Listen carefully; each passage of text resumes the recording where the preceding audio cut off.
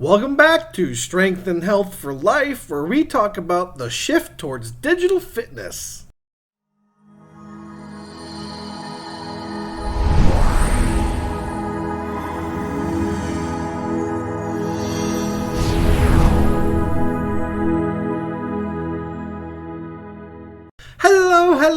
Hello. Welcome to day 103 of our wellness journey together. Before we begin, we ask that you smash that like button down below, subscribe to this channel, click the notification bell to receive all alerts, and watch the video all the way through. Also, if there are any topics you'd like to see in this channel, please leave your suggestions in the comment section below. So you may be wondering what today's topic will be. Well, yeah. I'm glad you asked. Today, our series on how COVID has affected the health, fitness, and wellness industry possibly and permanently continues as we talk about a shift towards digital fitness. Now, the shift towards digital fitness started before COVID ever even happened, but we saw it accelerate considerably once lockdown started. And to be very honest, this could be one of those permanent shifts.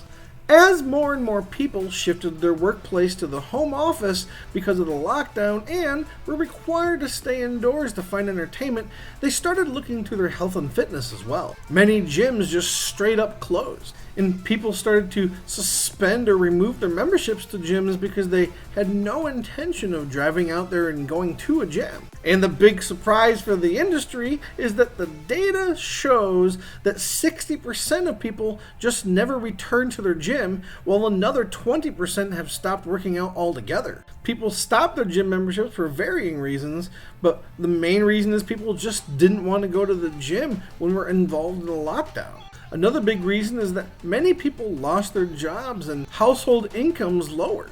By the way, if you were let go from your job or your family's struggling, perhaps it's time to take control of your income and put it back into your own hands. That's the only real way to generate security to prevent this from ever happening again.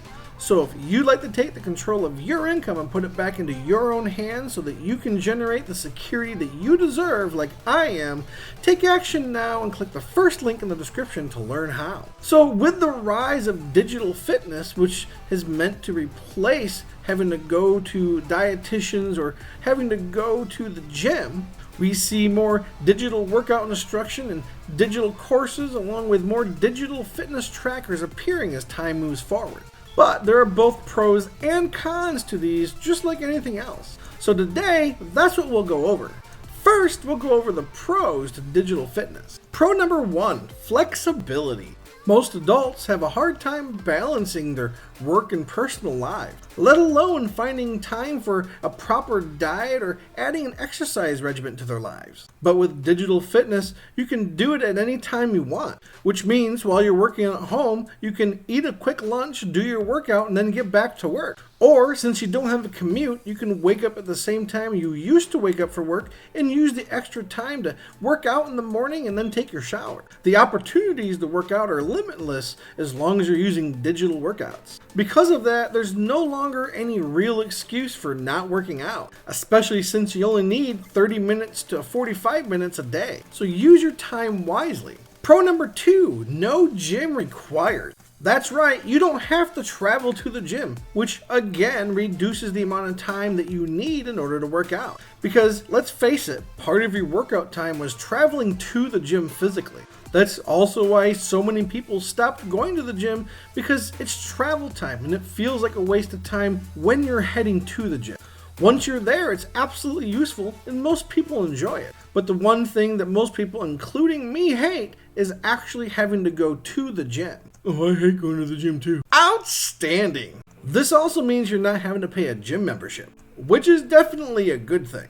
Pro number 3, unlimited variety. There seems to be a digital exercise class or program for every kind of exercise that you can possibly imagine. No longer are you constrained to taking whatever classes the gym has available. You can hunt down the exact one that you want to try and just pick it and go for it. For those of you who like to mix things up, this will also prevent you from getting bored with your exercise. If you get bored doing one thing, just find another and start doing it. The possibilities are limitless. Number 4, affordability. Most fitness apps cost less per month than a gym membership, which means even if you decide to purchase your own weights like I did, that's just a one-time cost that you never had to pay again. So in the long run, since you don't have to continue paying every single month to go, you'll save money in the long run. And you'll have access to all the different exercises that they have at the gym anyway. And the affordability helps those whose family incomes have dropped since COVID. Pro number 5, no reason to be embarrassed. Many people have a hard time going to the gym because they feel like everyone's eyes are on them. They may or may not be capable of exercising at the same level as some of the people that have been going to the gym longer. And so sometimes they can feel embarrassed by that, like they need to feel ashamed for some reason. But if you're working at home using digital workout apps, then there's no reason to be embarrassed because no one can see you. This helps alleviate any social anxiety some people may feel. At this point, you may be thinking that digital fitness is absolutely perfect, but that's never the case because nothing is perfect. There are some issues to be aware of if you're going to choose digital fitness as your exercises of choice. Con number 1, no human interaction. As I've stated in a previous video, human beings are social creatures. Every one of us requires different amounts of social interaction to maintain our mental state, but we still all need it. For many people, before COVID, that interaction took place at the gym. But even now, as more people are opting to stay at home and work out, that interaction is reduced significantly. So it's best to be aware that if you're choosing to use a fitness app, that there is no human interaction. So make sure you isolate some time outside of your workout and work schedule in order to interact with other human beings. Unless you want to go crazy. Con number 2, no one there to correct your form. This one is extremely detrimental to your workout. Regardless of how you choose to work out, proper form is absolutely the most important thing.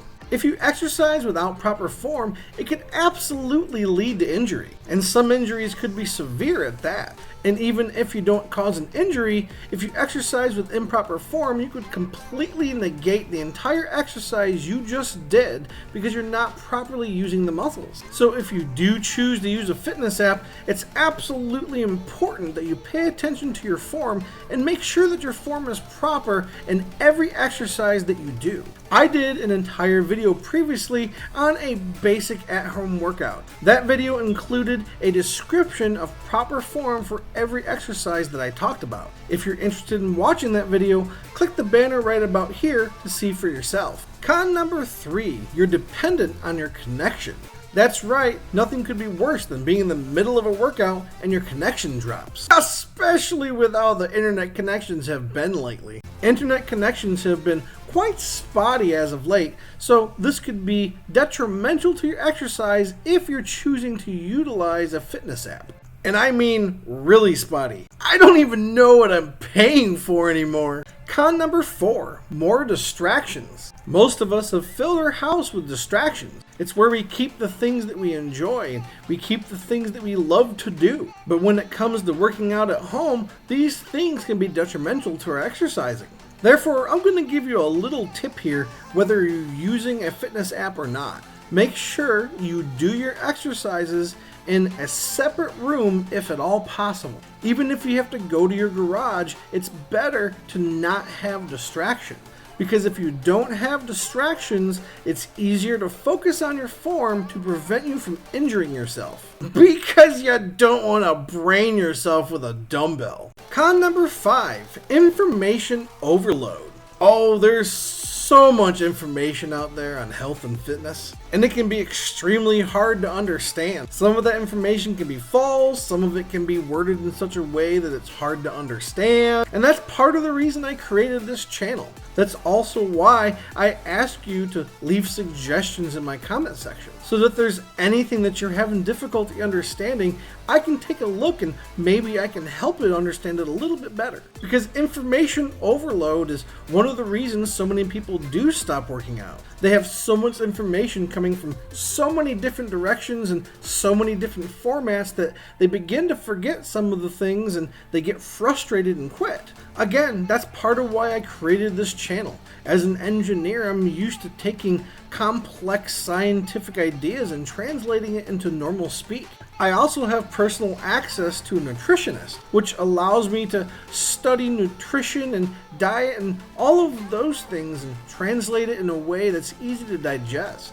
And as you can see, there are both pros and cons to digital fitness apps. And I hope that I've provided the information in a way that makes it easier for you to understand and make your decisions, because all I want is your success. In fact, one of the key things to any kind of success, whether it's financial or weight loss or even relationships, is having someone to talk to so that they can help keep you motivated and accountable. And also so they can take complex ideas and maybe discuss them with you and you can bounce ideas off each other. Therefore, if you're looking for a weight loss community to help keep you motivated and accountable, or maybe you're just looking for someone to be there for you along your weight loss journey, then please follow us on Facebook and join our Facebook group. Those links are at the bottom of the description. With all that said, stay safe, stay healthy, stay hydrated, and I'll see you in the next video.